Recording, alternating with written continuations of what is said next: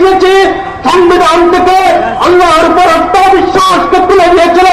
আমরা রক্তের মাধ্যমে তার প্রতিবাদ করেছি। এই দেশে নরেন্দ্র মোদীকে এনে এই দেশের স্বাধীনতা সার্বভৌমত্বকে বিপন্ন করার চেষ্টা করা হয়েছে। 2020 সালে ওলামায়ে কেরাম রক্ত দিয়েছেন।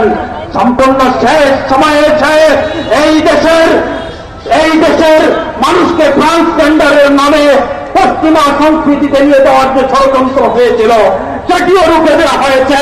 শেষ কালে মেরে দেওয়ার জন্য, এদেশকে কর্মহীন করার জন্য, এই দেশকে লেন্ডুকর্জির মতো আচরণ করে এই দেশের স্বাধীনতার সার্বভৌমত্বকে ধ্বংস করার ষড়যন্ত্র করা হয়েছিল। এদেশের ছাত্র জনতা, এদেশের ওলামা জনতা, এদেশের সাধারণ নাগরিক, এদেশের শ্রমিক, এদেশের সাংবাদিক, এদেশের বুদ্ধিজীবী ঐক্যবদ্ধ হয়ে